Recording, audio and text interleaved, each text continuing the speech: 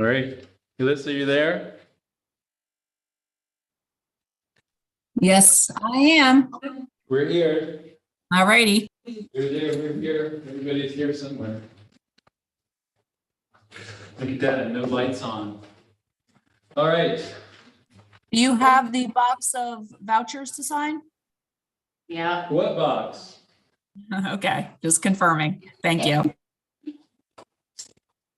All right. Calling this meeting to order. Finance Committee, Kingston Common Council, 6:39 on the 10th day of May 2023. Welcome, everybody. As is our custom now, we will start with our comptroller's debate, and after that, we will go to library bond financing.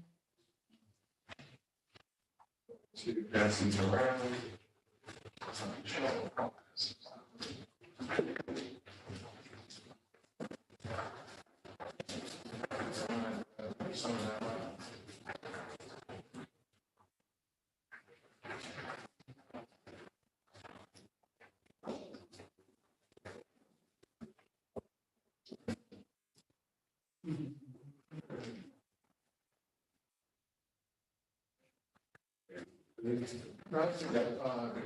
Yeah,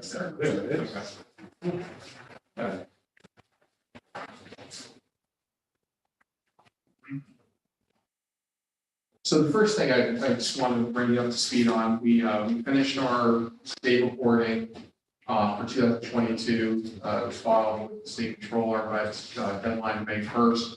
I updated the fund balance on the bottom of the narrative page with our 2022 figures. I will be getting that report out to you with a memo on kind of like the highlights and lowlights of the 2022 year. The short answer is we were pretty much break even. We had a small surplus, but we our fund balance just ticked up a little bit. The percent of fund balance is a percentage of adopted expenditures in the general fund per policy. It actually went down a little bit because our spending in our 2023 budget went up. It was relatively level 2022 figures. So I think that's a positive, in light of the economic environment that we're in last year. 2023 so far is we are seeing obviously increased pressure on spending. The first bullet point, important to know, we are 25% of the year, and I've updated through March. We've spent 24% of the budget through that point. There's expenditures that are not level, right? They're not certain expenses throughout the year. They're not like payrolls every 2 weeks. There are certain expenses that come at different points of the year. So you can't just take and annualize your spending through March. But what I try to do is compare where we're at versus where we've been at in prior years. So for an example, through March, we've spent 24% of our budget. At this time last year, we had spent 22% of our budget. The significance is 2% of a $50 million budget is about $1 million. So we're, year over year, roughly $1 million of spending over where we were last year. And I've given you some highlights of the different accounts where we're seeing favorable and unfavorable variances. On the revenue side, we're seeing some positive variances still. I mean, sales tax is still strong.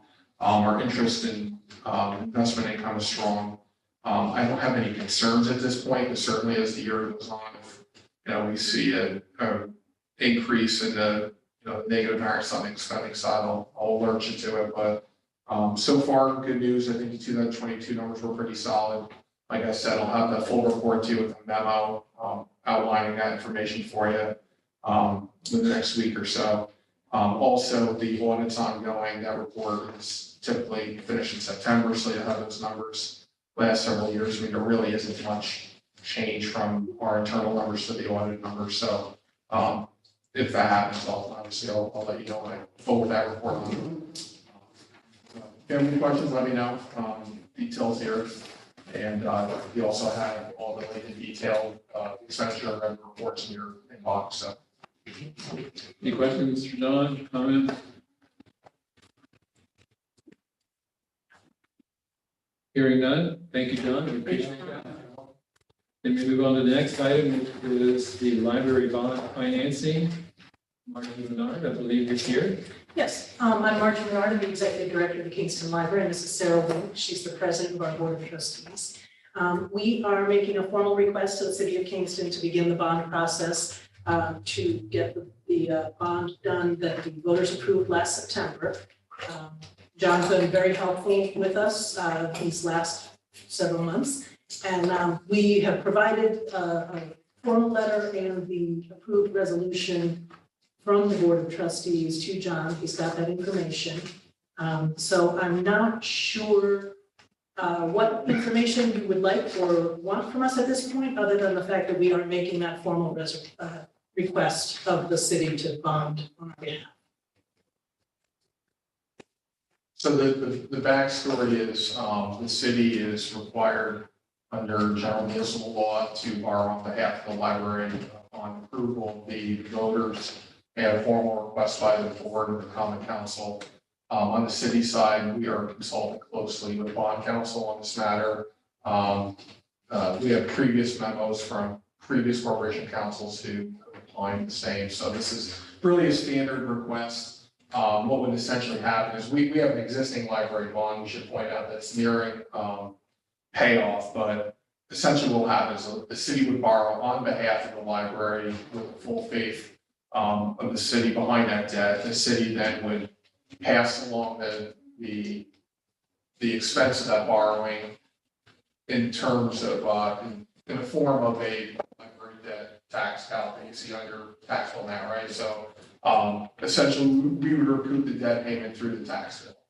So there wouldn't be any changing hands of money on the debt service payments on an annual basis. We would levy the tax, collect the tax, and then use that money to pay off the debt service on the bond. So in essence, it's a pass. It's a pass-through, but we're required to do this on behalf of the library. You know, there are formal processes. That's the call. I'm sure you have. Are you here? Yeah. Got a language. That's fine. John, I just want to confirm, you did get that original. I did, yeah, that's what I did. And I'm not sure if he's on standby, but on council. Was John, I do have somebody who's waiting that I don't know who it is, so I will assume that's who you're. Okay, yes, it looks like Tom Myers is still waiting to be let in. I just let him in. Okay. Does anyone have a question for bond counsel? What would be a good question to ask him? Well, he can just give you a background of the statutory authority of, to do this, if you want to hear from Tom. My only question is the old debt, are we like rolling it into one new bond or is it still separate? It'll be separate. Okay. Yeah, completely separate, right? Because that's, we do short-term debt in some cases, and this would be a bond risk, would give us the ability to issue short or long-term debt. Some cases we'll go immediately to long-term debt. Some cases we, depending on the nature of the project, if there's some uncertainty with timeframes and costs, we might do short-term debt eventually to roll into long-term. The existing is a long-term debt with fixed payments that at this point can't really be restructured. So this would be on top of that. But then that library debt tax that we assess on the taxpayers would be inclusive of both borrowings. Thank you. And we have done similar things before, so. Yes. Any questions? Doing the will of the citizens of Kingston. So I will try this. So, just so you know.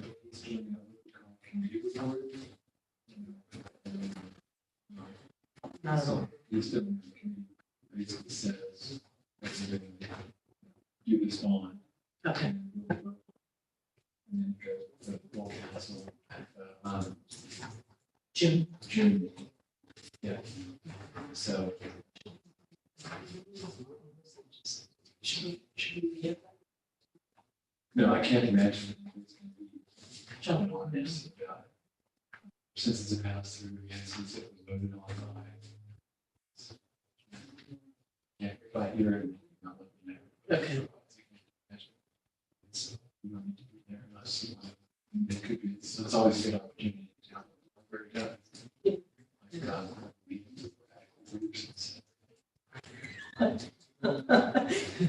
All the riffraff showed up. That was a full house. That was nice. Yes, the book sale is on our website. And if you're not following us on social media, go ahead and do that. You'll see all the good stuff there too. I'm on the naked. You know what that is. All right. The committee report reads,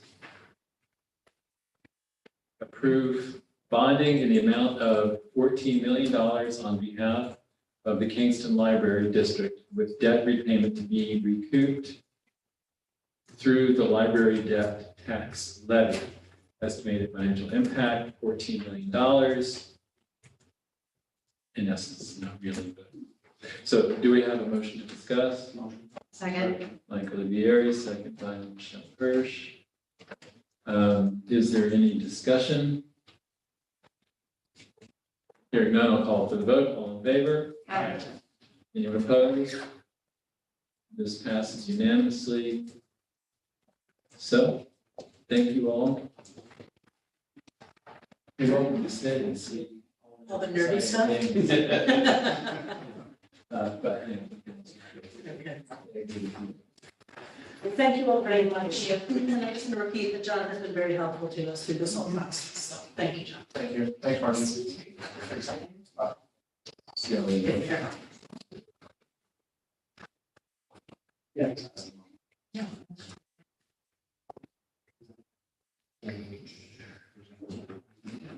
All right, third item is budget transfer from Steve? DPW.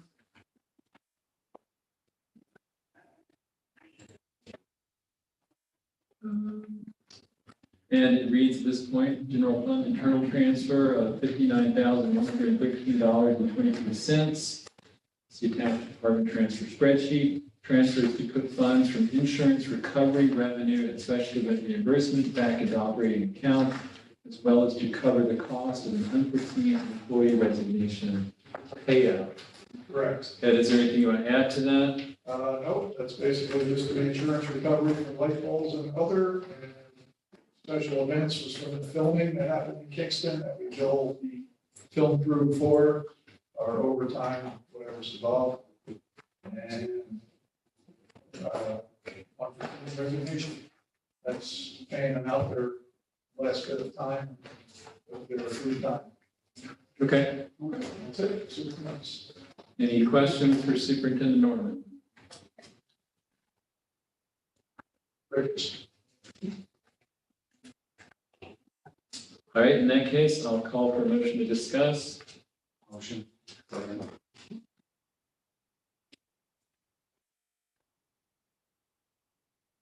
All right, is there any discussion? Hearing no discussion, I'll call for the vote. All in favor? Aye. Anyone opposed? Passes unanimously. Thank you, sir. We appreciate what you do for the city. Work quite well. We literally run on what you do. All right. What was that, Carmen?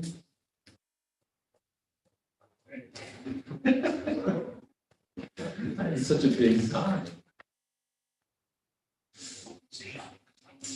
All right, next item, Corporation Council salary. There you are. Unless the rest of you want to speak out. Yeah. I'm not the corporation counsel. I think it depends on if. No, There's only if we talk conversation about the here. actual person. Yeah.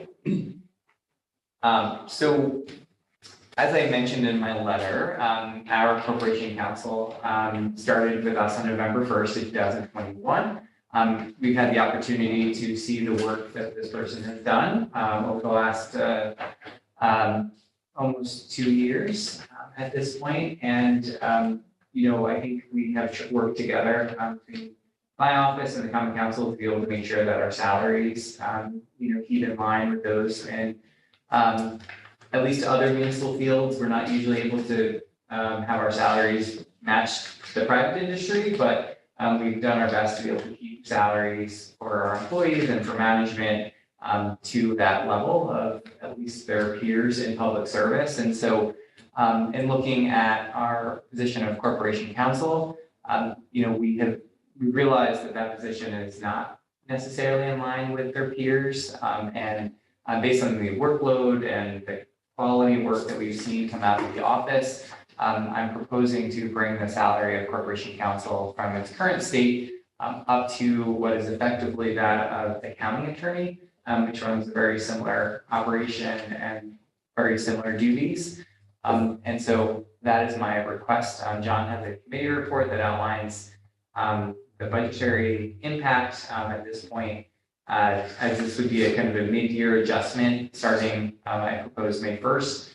It would be a little over $14,000 this year on the budget, and then would again be budgeted in the full budget for 2024 as a salary. What's the current salary? Sorry. 105, 741. And the impact it would bring it to 126, the budget transfer is less than that because it's prorated for a portion of the year compared to us. Okay. Any questions for the mayor or for John? There's no overtime. They can't get overtime, right? No, there's no overtime or comp time for this position. This position is also not in the management confidential handbook. And so they don't automatically get any raises. Like, for instance, we've come back to you with management confidential, policy. This position is not in that handbook. So any raises for this position would be negotiated directly with the common council. And Okay. Other questions? In relation to what you mentioned about her salary being commensurate with the county position, what does her staff look like versus county staff? yeah, I mean, there are a few additional part-time county attorneys, but generally speaking, they have a somewhat larger staff, but we now have a staff of 3 full-time corporation counsels and 1 part-time corporation counsel. And so that, is, a large corporation counsel staff at this point. Okay, thank you. All right. Any other questions? Then I'll entertain the motion to discuss. Michael Vieri, second by Steve Shabbat. All right. Any discussion? I think it's well deserved. Yeah, and I think almost the smaller staff is a reason to increase the salary because of, work involved in recent years. Anything else? Hearing nothing else, then I'll call for the vote. All in favor? Aye. Anyone opposed? Wait, measure, let me read it. All right. The description is respectfully request a 2023 budgetary transfer totaling $14,639 to increase the salary of Barbara Graves Pollard, Corporation Counsel, from $105,741 to $126,000 effective May 1, 2023.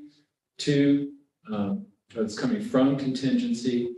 It's going to go to Corporation Counsel regular pay and Corporation Counsel Social Security, with an estimated financial impact of $14,639 for this year.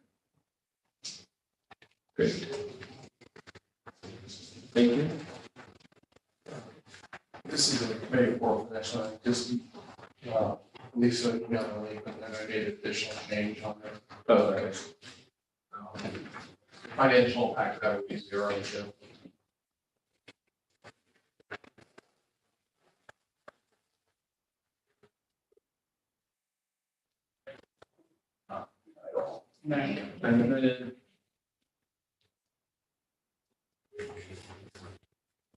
All right, so the next item here is, thank you, is budget transfer in the clerk's office. Alyssa, do you want to tell us about this or?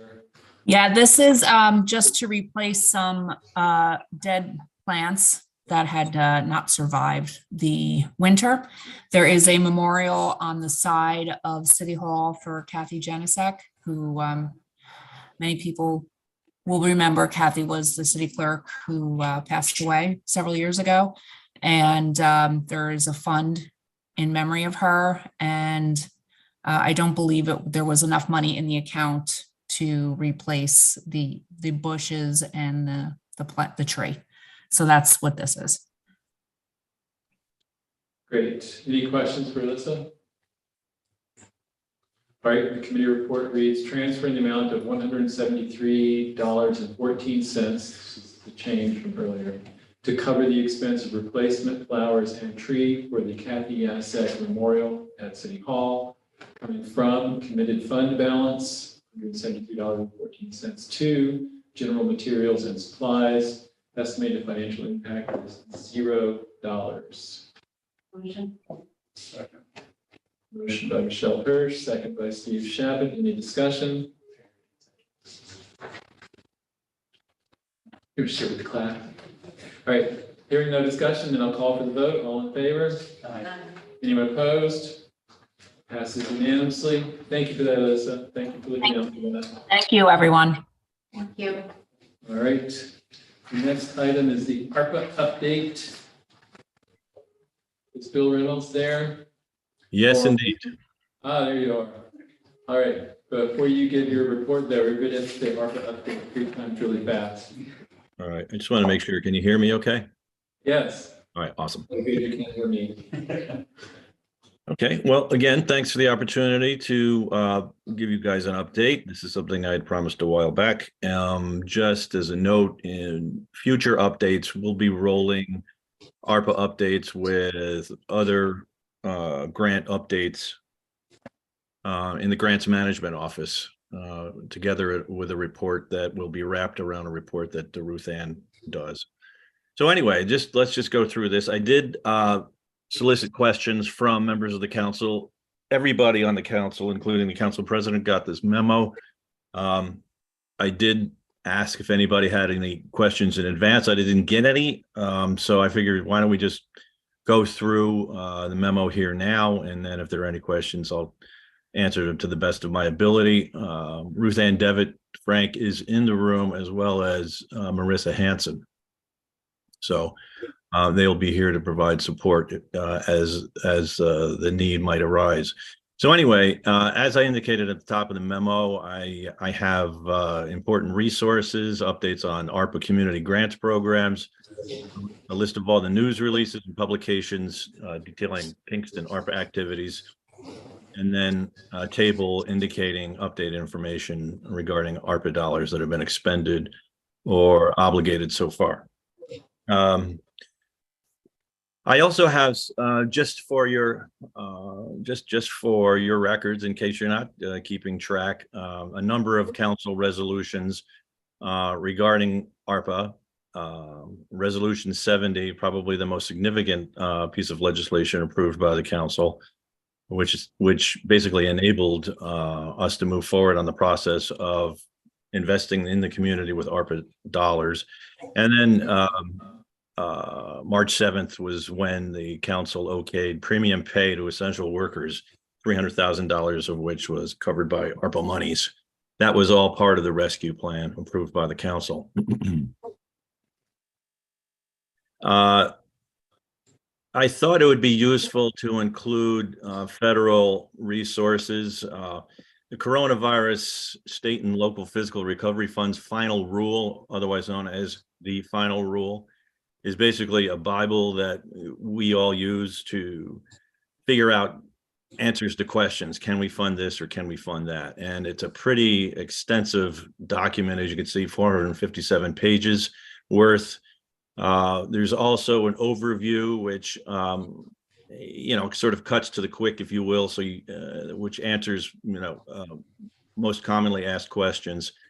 And then the rest of the stuff I have here are, again, the resolutions approved by the council, the economic recovery plan, and the Engage Kingston webpage, which we'll get to in a moment. ARPA grant programs. Starting off with the Affordable Housing Fund program, the mayor announced that this would be launched June 1st, $1 million in ARPA funding designed to incentivize the construction of affordable housing units in Kingston. We have the Small Business Grant Program. 149 finalists were selected to receive $7,500 in grants.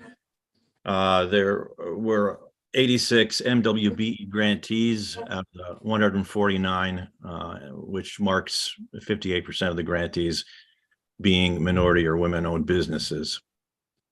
$1.117 million expenditure for this program. Arts and Cultural Internship Program, that closed in April 28th. 17 applications were received. They're being reviewed now. These are $6,000 grants issued out of a $50,000 allocation. And this is for upcoming semesters for 2023 and 2024. $375,000 for the Community Events Grant Program. Grants are being awarded on a rolling basis in this program.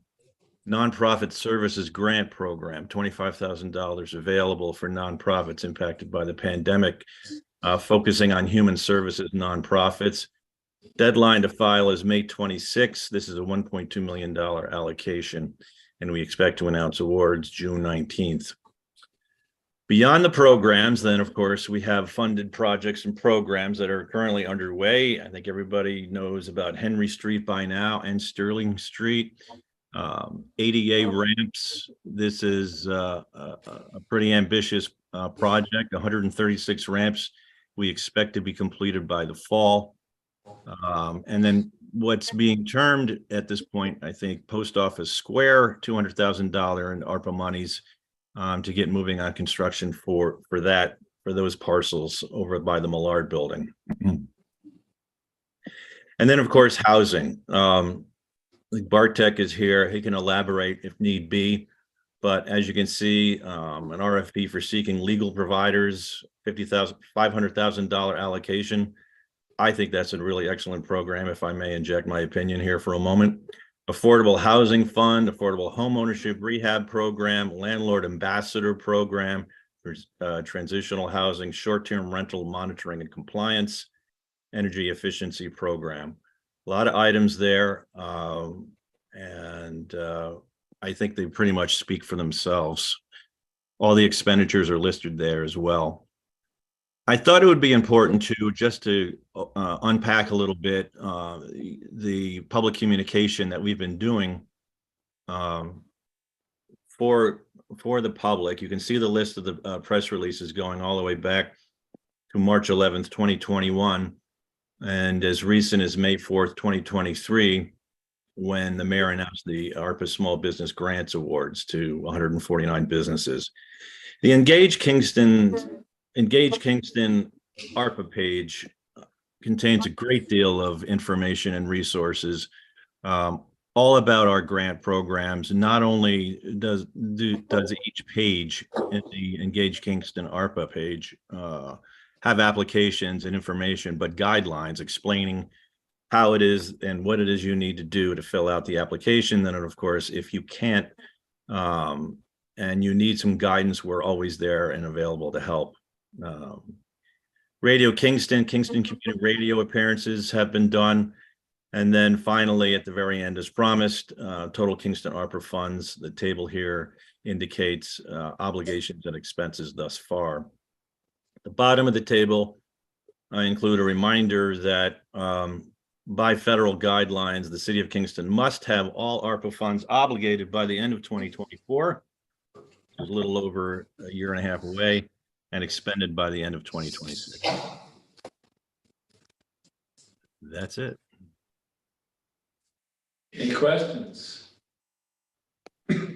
Jill Hirsch. Hi, thank you for this. So I know in reading through the approved report plan that the consultant did, there were specific projects outlined and then there were ideas and possibilities. And how much how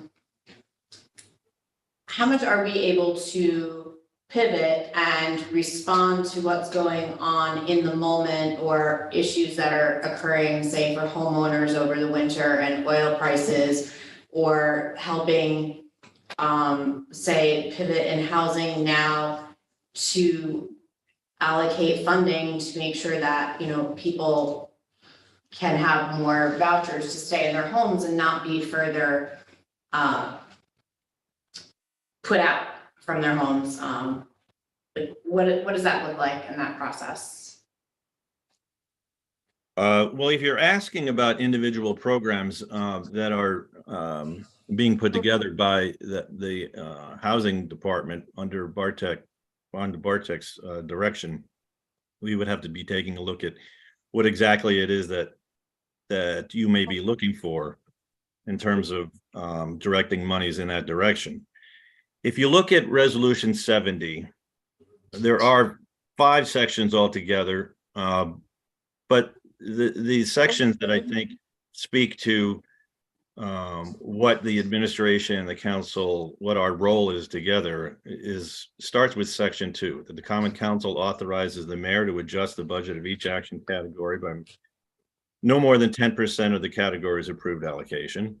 Section 3, that the council authorizes the mayor to adjust the budget of individual projects within each action category so long as the resulting expenditures substantially conform to the planned reference in the attached committee report. And then, of course, the Common Council of the City of Kingston authorizes the mayor to execute any and all contracts to implement the aforementioned plan. So the items identified in these bullets under housing, I think comport with that. Okay, well, not just housing, but say, I don't know, laws and rules was like learning, working on legislation, and we're learning about an e-bike program that will have long-term effects on the city. So these are decisions that aren't being necessarily made at the council level, but just being put out, and that could affect the city long-term. These aren't just like responses to COVID. So well, again, I direct your attention to Section 3, that the council authorizes the mayor to adjust the budget of individual projects within each action category, so long as the resulting expenditures substantially conform to the plan referenced. okay, so then the council needs to have a conversation and see if they would like to adjust that. That's not in the legislation, but that's certainly the council's prerogative if Right. it's the council's desire to change the legislation, which I think is an item next on the agenda, I believe. Yeah. Other questions, comments?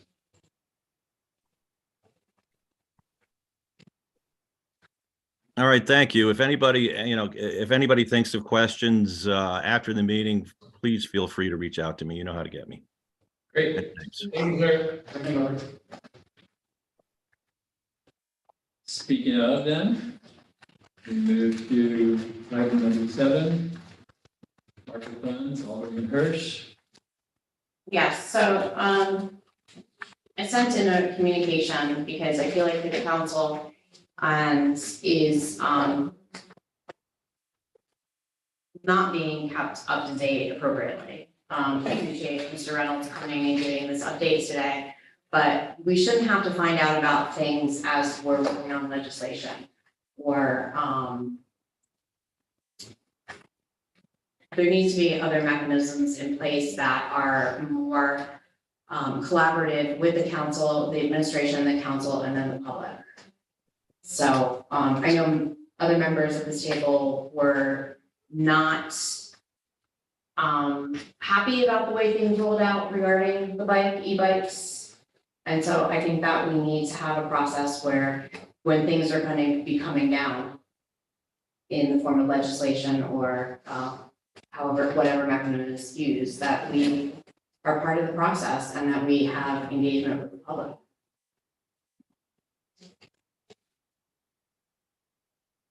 So how would we go about that? I don't know, that's why I'm opening up a discussion, so I don't have all the answers, no, but I know that there are other people that felt the same way.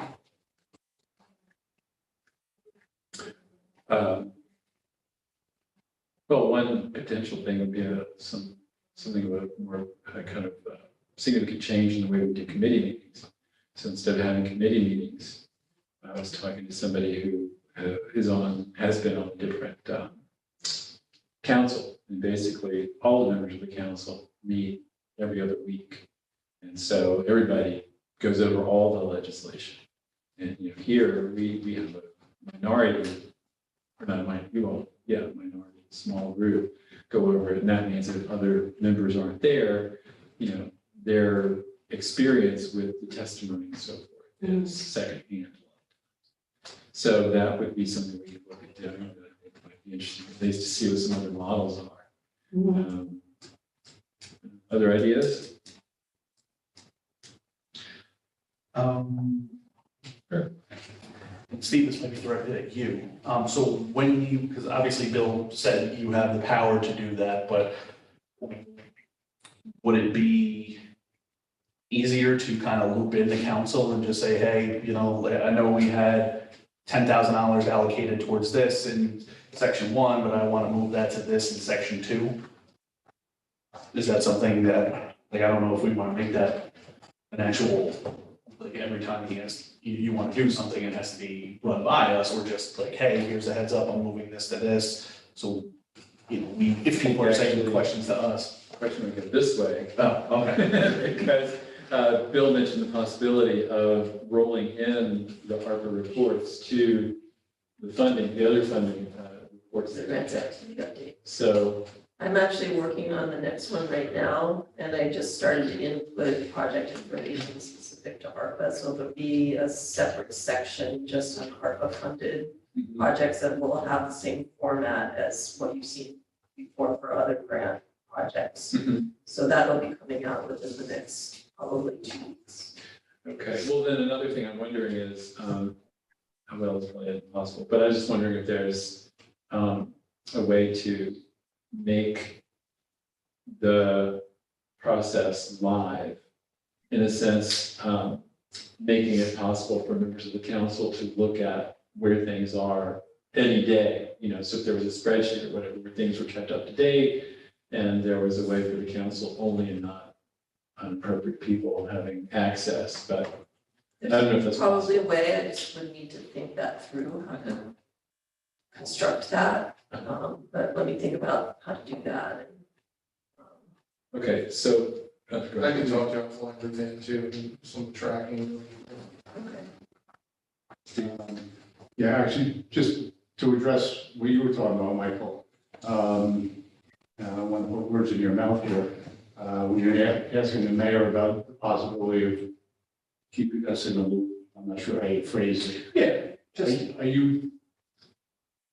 Are you steering towards having him give us the information and us vote on it, or just to kind of my initial thought would apprise us just of be what he's thinking? like a heads up. Hey, nothing that we have a vote on in my mind right at this exact moment in time, but just, hey, project A, we allocated $10,000 for, it's not working out, so I'm gonna reallocate these funds to this, just so we are aware. So if someone came knocking on my door and said, hey, whatever happened to project A, I'm not I have no idea what you're talking about.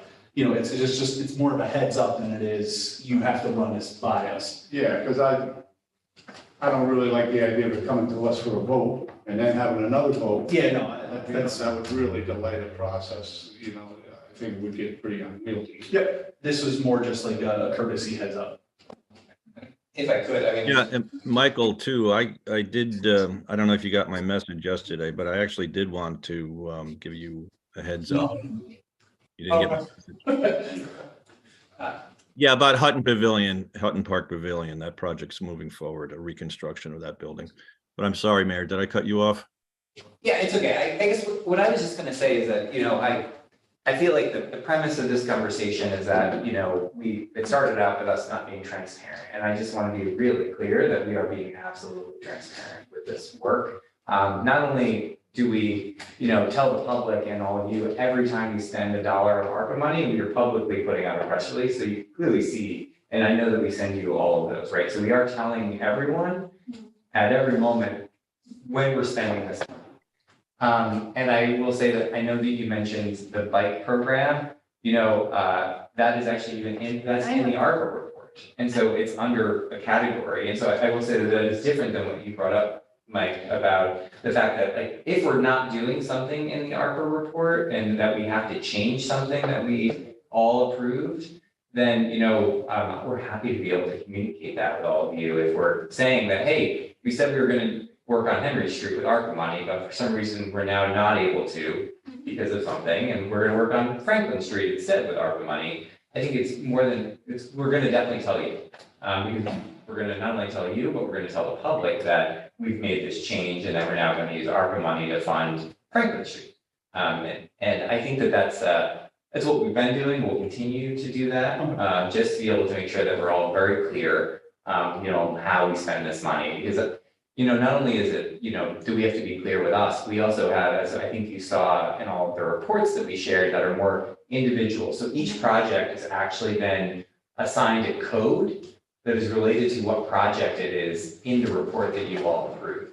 And so we have an internal tracking mechanism that lets us be able to make sure that we're putting things in the right categories. And again, that information we share with you and we'll continue to share, just to be able to make sure that it's clear so that you can kind of align, these buckets, because how would you know if we're spending more than 10% in a bucket or not if we're not telling you which buckets we're putting it in? And so that's part of our reporting mechanism back to the council, is just letting this is how we're doing in that bucket. We also have an employee who's in on every bit of this.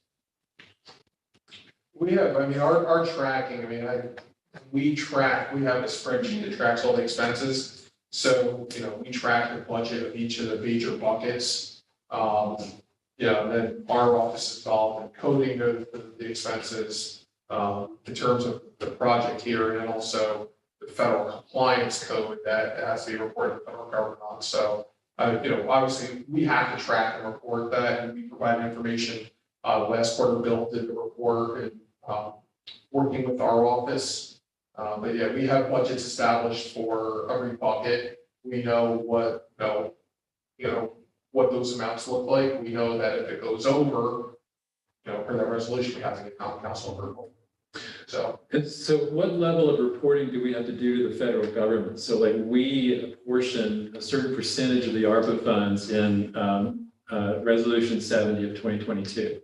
Is the federal government going to look at that? Is that part of their examination of how the funds are spent, or are they going to disaggregate according to their own categories to figure out how this money is being used? we have to report to the federal government. Every dollar that is obligated is generally speaking a purchase order or contract. And every expenditure, we're actually laying the money out, we're cutting checks, right? And we have to assign a code that the federal government assigns for the allowability of that type of expense, right? So, a housing, there's multiple housing codes. There's multiple arts, cultural, and tourism codes, business codes. But they have to qualify for that code, and that's how we report it.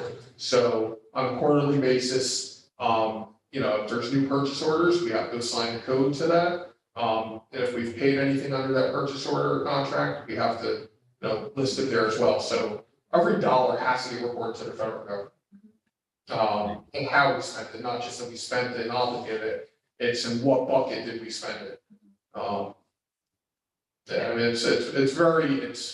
It's not the most user-friendly report to look at from the third party, but it is providing them all the data they need to see where we're at with spending the money, how we've spent the money, and when we spent the money. And we do have regular conversations with our external auditor, as John could point out also, just to make sure that, we're on the right track with our expenditures. Yeah, and you'll see those vouchers. We consult with our external auditors on, if we have compliance questions, contractual questions, and maybe how to report something. But they've been very valuable in this process as well. And I will say, I really want to thank our team that we've had to, use, and, you know, all of you are pretty much sitting in this room and online, because we took a very complicated approach. You know, from the very beginning, the city of Kingston took the extra effort to involve the community, to host community meetings, to put together a plan. Most other municipalities did not do that. The leader of that community took the check from the federal government and decided how they wanted to spend it and put it into that use and was done with it. And I think what we did was completely different. You know, we did the community outreach process, we created a plan, and are now continuing to have updates where most other municipalities, you're not seeing a website like Engage Kingston, you're not seeing municipalities talk about how they used ARPA money. You're not able to track, you know, the progress like we do. And I just think that it says something about us taking that extra effort and, but it is time consuming. And I will agree that, you know, we do need to have all of this money obligated by the end of next year. And so we are working hard at that. But it is something that we, I think, have done our very clear due diligence. And that's why I'm slightly, you know, I've heard people talking in the community about like, oh, you know, the city's not being transparent. Like that's a narrative that recently formed. And I just think that it's just not true. And I just want to be really clear that, you know, we have gone above and beyond to make sure that we are getting the most out of this funding and delivered to the most people and the needs that the community identified. And yeah, just wanted to say that. So. Yeah, having had the good fortune of working with the state and federal governments in my previous life, I'm going to presume here that if we are not transparent, if we don't spend the money appropriately, there's going to be a price to pay here, right? They're not just going to say, hey, you know, fix that. I'm sure there's going to be penalties, right? Well, I mean, it's all subject to audit. I mean, there's what we call as a federal single audit. So any entity that I believe spends more than $750,000 in federal funds in a given year is subject to a single audit. The city of Kingston reaches that threshold every single year. So what that does is on top of a regular audit, it requires our auditors to do special procedures on our federal grant programs. And, you know, obviously, once the expenditures start flowing on ARPA, you know, they're gonna key in on that, and that will presumably be tested in detail every single year. That's from the external audit side. I mean, on the other side, obviously, if, you know, the federal government is watching what we're spending our money on, they're seeing where we're at in terms of spending, and, you know, if there was a compliance issue, I think we would hear about it, but, you know, we're trying to not rely on that. I mean, I spend a lot of time reviewing. I can't tell you how many times I've, you know, Bill and I, and, you know, Marissa, and Martin, and the mayor talked about the final rule FAQs, and we got this stuff down to, you know, we're quoting paragraphs on, you know, where things are, and, you know, make sure that we do it right, because like the mayor said, you know, we took a difficult path, and I spoke with an individual today, in a town in Long Island, who received over $20 million, and they did one project with it. And the flip side of that is, you know, they're not impacting all the households and communities and businesses and industries that we're able to do. But it comes with a cost of research, of contracts, putting out guidelines, writing applications. I mean, this team has spent countless hours on this. You know, like the mayor said, I mean, pretty much everyone in this room, you know, we've all spent a lot of time on this, and we're trying to do it right, and we're paying attention to the federal guidelines, and there are sets of eyes. There's federal sets of eyes on it. Our external auditors have sets of eyes, and we're trying to be transparent as we can with the public, so we know there's public eyes on it. So. Right. And the project and expenditure quarterly reports are posted on Engage Kingston. Thank you. All right, anything else on that? Okay, thanks for that. Then we're going to move on to item number 8, fee schedule relating to the form-based code. This is at page 117 of our agenda packet for those who were scoring at home.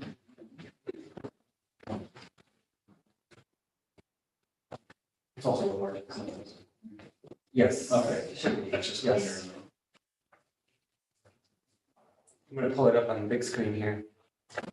I just want to confirm, I'm not asking you to pass this tonight.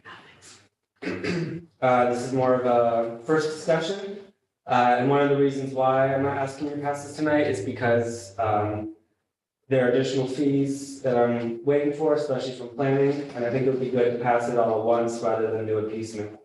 So I'm just looking for feedback tonight. I'm gonna start with short-term rentals. And the first bucket is the registration fees. You might recall in the form-based code, there are proposed to be 3 different permit types. Full is a whole unit, right? You're renting out a house for however many days out of the year. Limited is up to 30 days out of the year. Resident occupied is a room. Currently, the registration fees for short-term rentals are about $125. So you'll see that for the full short-term rental, that's the one that's capped at 1%. We're proposing to raise that significantly to $500 annually, while keeping the permit registration fees for the limited options, the limited and the resident occupied, to what it is currently. I think the $500 is more appropriate. Given the cost of compliance and monitoring, given the average cost of a home for a weekend, right? It's not obscene, it's reasonable, but it is much higher than we're currently charging. I'll stop right there. Explain again what full means. Yeah, so full is you have your house, you want to rent it out, the whole house for how many, for year round. Yeah. Okay, so that would be like Verbo. Right. Airbnb, Verbo, you have your house on Airbnb, you're renting it out, constantly. Okay. Are we limited on how much that fee could be on the full? No, but I do think, it has, if there's it has to be reasonable, right? It can't be $1 million, right? No, So, I mean, but I, if there's precedence for it and there's good justification for it, sure, okay. yeah. I mean, I'm just looking at, I know one of the big things that has been discussed numerous times is that, short-term rental, especially the full, takes away from potential renters. And I'm just thinking like, if there's more of a disparity between full and limited, that may incentivize perhaps. And I mean, I was thinking even if you put, like, let's say we did 1,200, that's $100 a month. It's not astronomical for someone who's doing the, short-term rental for the entire year. It's basically, but but keeping the other numbers the same, because again, now we're incentivizing people to use smaller space. Sure. I see a short-term rental full as a hotel, basically, right? You're taking a house off the market. $500 is very limited. I agree. Will they also be taxed non-homestead? You mean the The- tax of the city? The city tax? I'm not, I would have this. That's another issue as well, so it's a business. It's like outright They do have business. to pay the Ulster County occupancy tax. Right, but it's a business within the city of Kingston that should be taxed as a business. But also, those are going to be limited in terms of what parts of town they can be in, right? Right, only certain transects, and there can only be 1% of the city's housing stock, which is 1,100. Okay, Yeah, so, yeah, I'm just saying, Michael, y'all are bringing up an important point. The crucial thing is precedent. And we had a former corporation counsel who was always happy to say that the law is whatever the judge said it is.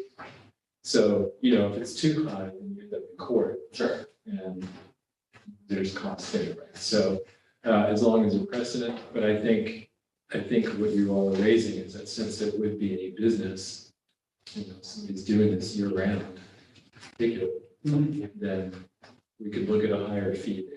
Right, yeah, I mean, I agree, that's why I raised it from 125, so Yeah. I can look into see, what's reasonable but high, I think that's fair. And again, this is just me, but 1,200, it's $100 a month that we're saying annually, you want to have your house be a full-time Airbnb? Yep.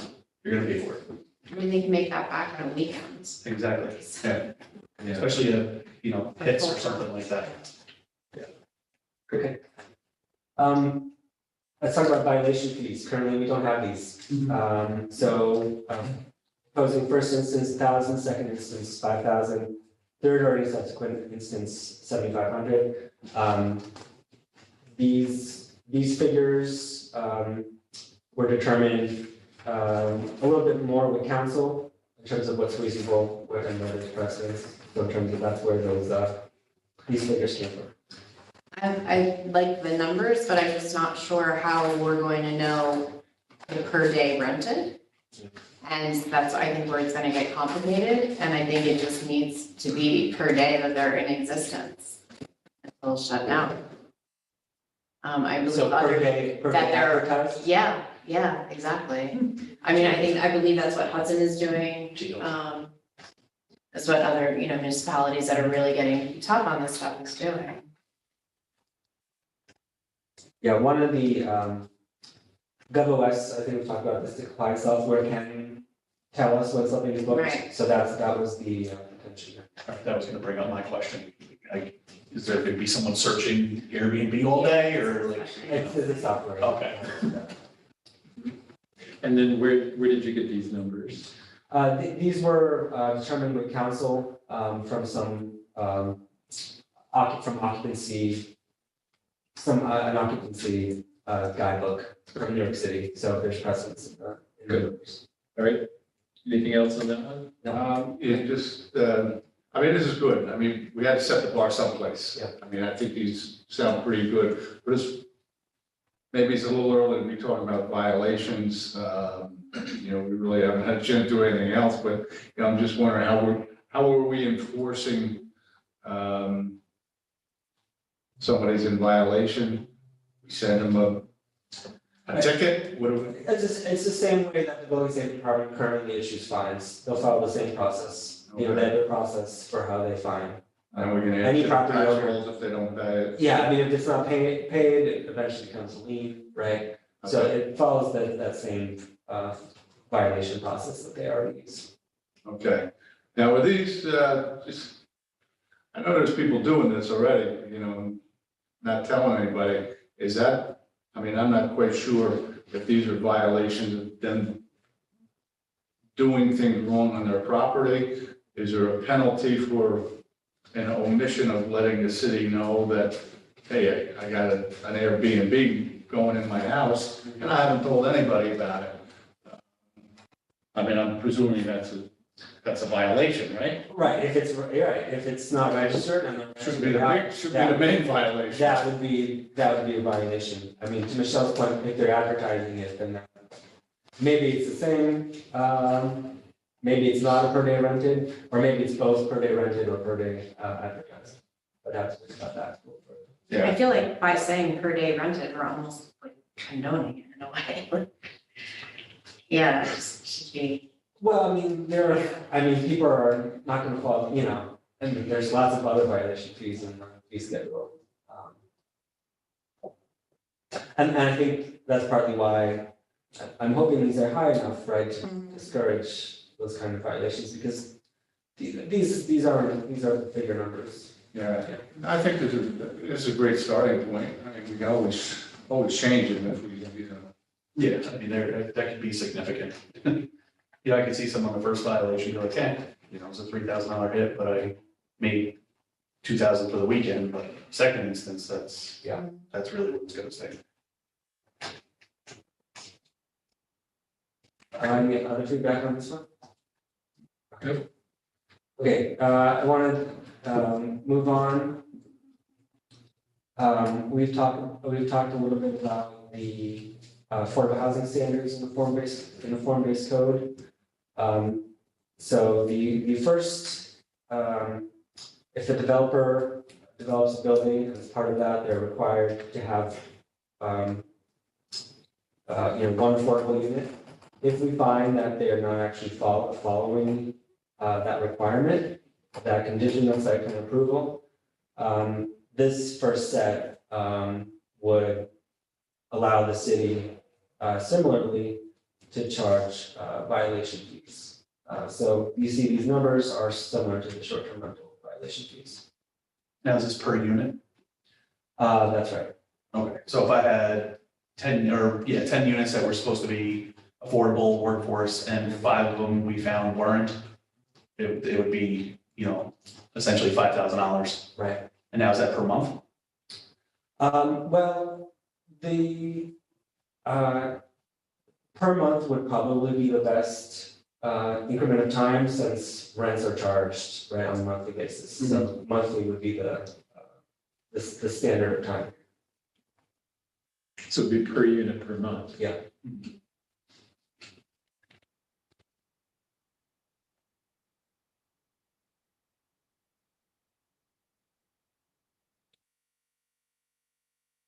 The only other thing I'm thinking about is what if it was the market rate of rent? So for example, I have a 2-bedroom apartment and market rate is $2,000.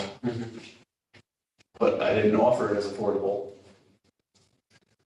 But you, under the terms and conditions of your site plan approval, you had to offer it. Right, so you're noting. But what I'm saying is the penalty would be what the market rate rent should, would be. Maybe I'm not phrasing it the right way. Go ahead. I think it should actually be whatever we decide, if we decide to have a pilot, right? Because this is a very much easier way for them to get out, a developer to get out, or a housing provider to get out of providing affordable housing without having paid a pilot or offering affordable housing. So I almost feel like somehow the fee, the violation fee, needs to almost be as much as like say a pilot as the fee. Yeah, like so that it doesn't encourage someone to not even do a pilot, but just. But I mean, these are per unit, right? So you're. Are they gonna match? That's what I'm saying, so. Yeah. Are they gonna match? Sorry? Will they match? Violation fee match a pilot payment? No, the payment in lieu payment is a one-time payment. This would be, every month you'd be getting a $7,500 violation. Eventually you would rack up enough fees so you reach that, but you're still, that's not your contribution, that's your, I understand what you're saying. Yeah, but then are we also encouraging or enabling people to be displaced, right? So say someone lives in an apartment, they haven't provided affordable housing, and then they have to put in affordable housing, and then the people that live there could be potentially displaced. I don't know, why would? If they didn't fit the affordable housing, But if they made too the much. standards are for new, under the code are for new development, right? So you're creating new housing, you're creating Yeah. 10 units. You have to provide a certain percentage that's Yes. affordable, so you wouldn't be displacing anyone. You're But what if the people that live there made more than what the range of AMI is? So And then the landlord goes and puts affordability in place.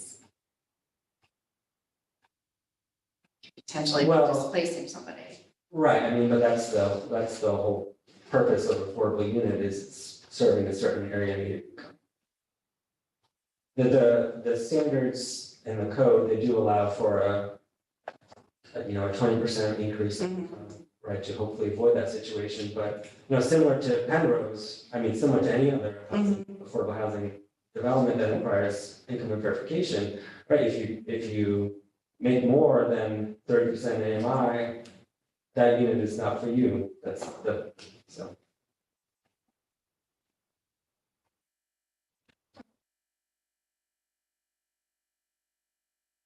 Anything else on that one? I guess the first one was the short-term rental was easy because there's a computer program. But who is going, how are we actually gonna keep up on this? That's me, Okay, it's my department. with everything else you got going on. And I'm working on sort of regulations, quote unquote, that will help ensure developers, that will help guide developers as to how they need to comply, like the annual reporting requirements, sort of other guidance on how developers, once they have affordable housing units, how to continue to have those units in place in the right way. Okay, as long as you have a plan.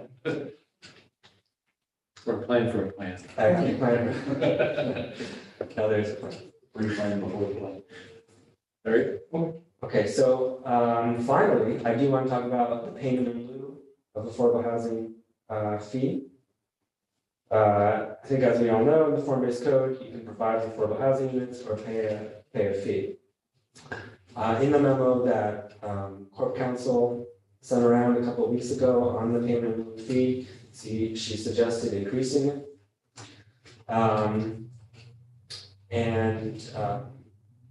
This is what I'm doing, increasing it. And I'm also taking it out of the form-based code. So the form-based code in the final version that you'll soon see, it no longer has the actual fee in there. It refers to the fee schedule. And I think that's important because the fee schedule is updated annually, right? So if it's a little bit more flexible in terms of making sure that these numbers are right based on the market or whatever factors. So the original payment limit was 1.5 times the area median income for a family of 4.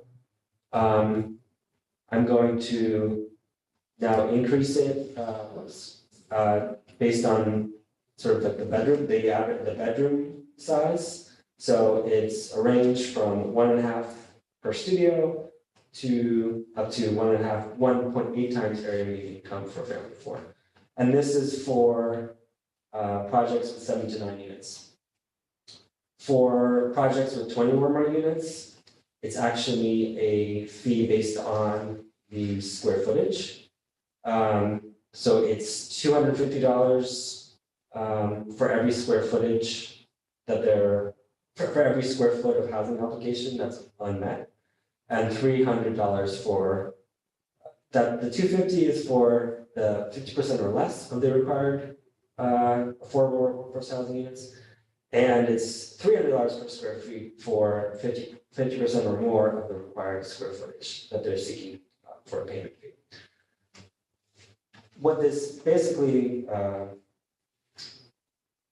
adds up to is that for the smaller housing units, those under 20 units, right, the payment in lieu per unit will be between $150,000 to $200,000. But for larger projects with 20 more units, the math will end up being probably well over $200,000 for each unit. So we're proposing to increase the payment in lieu fee, but it's also quite targeted based on the total project size. And then this also is further constrained by the fact that any payment in lieu agreement has to go through the common council, right? That's right. So before we approve anything, they have to justify that there is some sound reason for not following affordable housing. Yes. Yes. Yeah. You look at me with dread. It's just- Inquisitive. I feel like it would be helpful to have someone maybe from REPCO come and explain financing on a project, so if they were to get funding, right, from this fund and be able to leverage it, what that would look like and would it be meaningful? Based on, say, Well, a couple of buildings being built with so many units, right? so you're, That if, yes, I mean, it depends on how much money is in the fund. That's what Right. they'll probably say, yeah. this is Keep in a mind, conundrum. this is my next topic of discussion, but this could only be one source of funding into the fund, and my guess is that it's gonna be a really small contributor to an affordable housing fund. The present, looking at other municipalities, a lot of developers prefer to build the affordable housing units on site. And then again, here we have the extra layer of common council approval each time. So I'm not sure if this is gonna be a big contributor to the fund. I mean, I guess regarding Rupco, they'll probably ask, well, how much money do you have? $50. Yeah, again, for these fees, it's gonna end up being, for larger projects, over $200,000 per unit. And these square footage fees that I received, those are based on the recent sampling of recent per square footage development costs that I received from various developers in the city. So there's some, these have some reasoning behind them. If we could have like, if hypothetical test case, like say the building that we're discussing going in on Broadway, right, that project. And if they were to do something like this, how much money would that yield? And if we had 5 buildings like that, what would that money be leveraged or used? Could it be used for?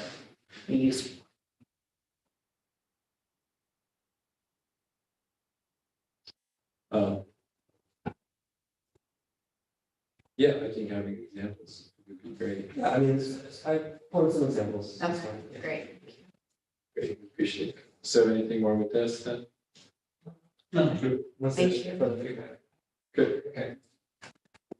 And then budget appropriation, is that what we're going to? Yes.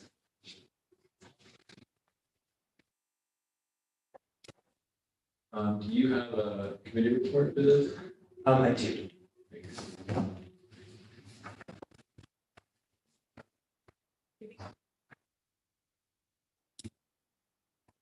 So this, you can actually think of this as a memorializing resolution. We're calling this a housing department budget appropriation, which is basically creating, and John, feel free to jump here if I'm wrong. Basically creating a new line item in the city's budget focused on housing. So the technical term is a housing department budget appropriation. The comptroller does not need common council approval to create such a budget line item, but the comptroller does need a common council approval when there's money coming in and out, right? So I'm effectively giving you notice that I'm creating this, but in terms of actually moving money in and out, that's a separate approval process.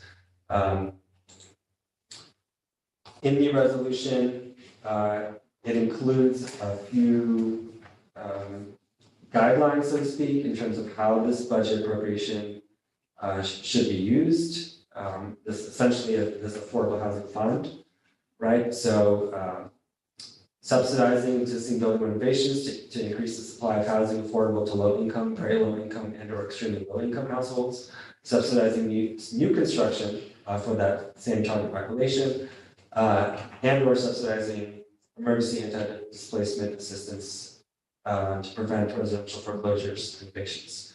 So there's some broad guidance in terms of how the common council intends for this budget line item to be used, and then also how it's to be administered, which is by the Office of Housing Initiatives with oversight by the city comptroller. And then it also has separate reporting requirements that I proposed in terms of how the funds have been used, pending requests, and all that stuff. Questions on this? Any questions?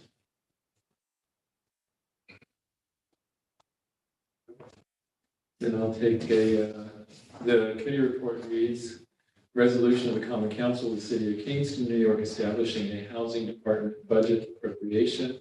Estimated financial impact is $0. Michael Vieri, second by Steve Shabbat. Discussion? Hearing none, I'll call for the vote. All in favor? Aye. Anyone opposed? Passes unanimously. All right. I believe that's the end of our agenda here. You can stay longer if you want to. Stay. All right. Thanks, Bartek. We appreciate the amount of work you're putting into this. I am. Yeah, they're only. I don't use these things that.